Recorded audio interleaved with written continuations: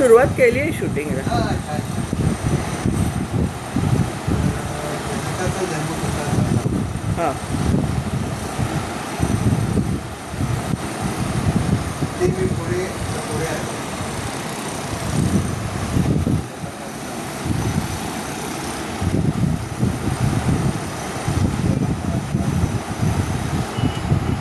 हा. तर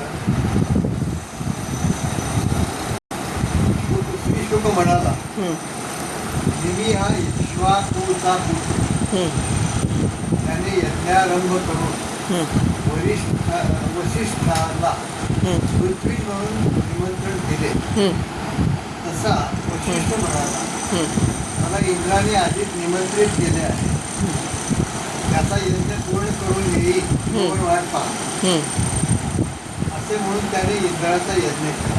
म्हणजे इंद्राचा यज्ञासाठी ऋषीला बोलावलं जातं असं त्याचा अर्थ. हं, हे शरीर मरणाधीन आहे हं. हे जाणून निमीने गुरु येत नाही. हो.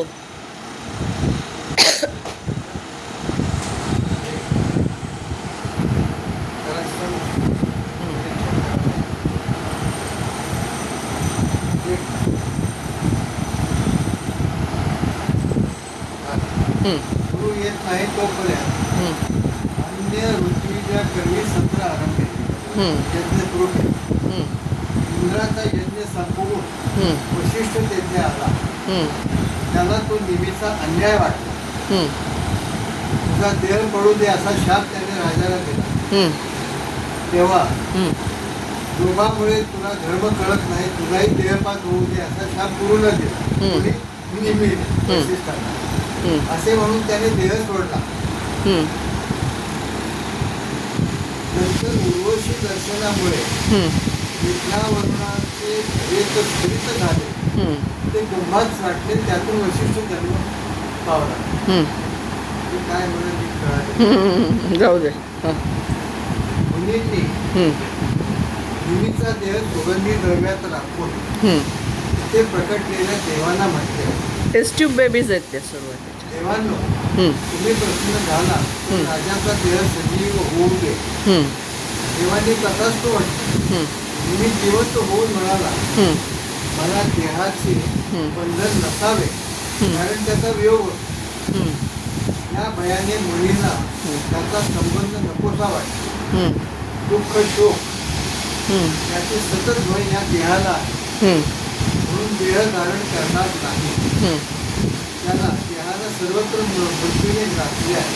हं, हे ऐकून देवांनी म्हटले, हं, मुनी हो, हं, हा राजा देहधारी हं, प्राण्यांच्या नेत्रांची हं, उघड जातीने ओळखला नाही. हं, तेथे हा राहील. हं. देहधारी प्राण्यांच्या नेत्रांची हां, म्हणून ते निमिषार्धात वगैरे म्हणतात. हा, निमी.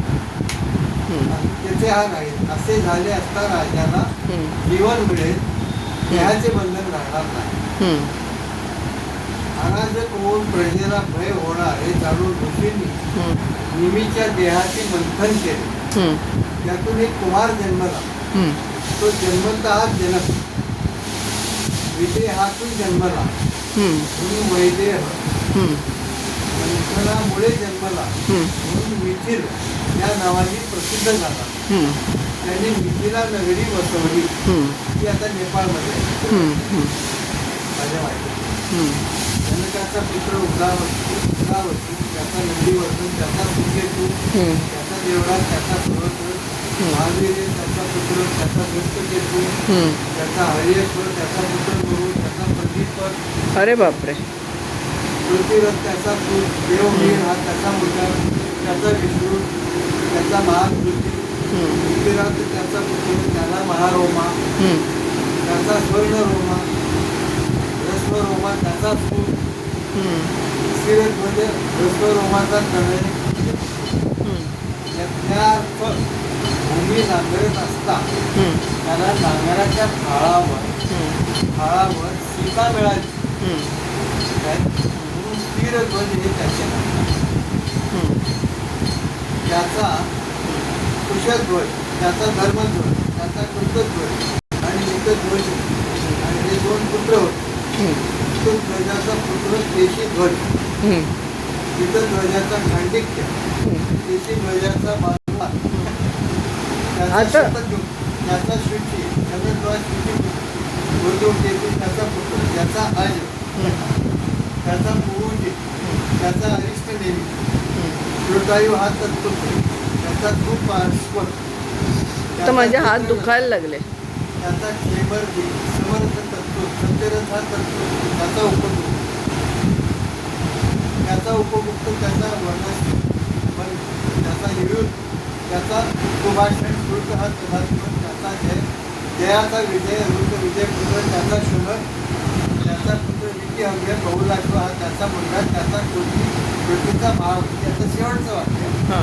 श्री शुक म्हणाला, राजा हे मिथिलेचे राजे अध्यात्मात पारंगत होते. प्रभू कृपेने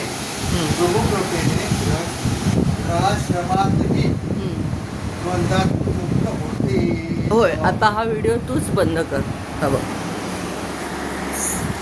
तूच क्लोज कर आणि अपलोड कर.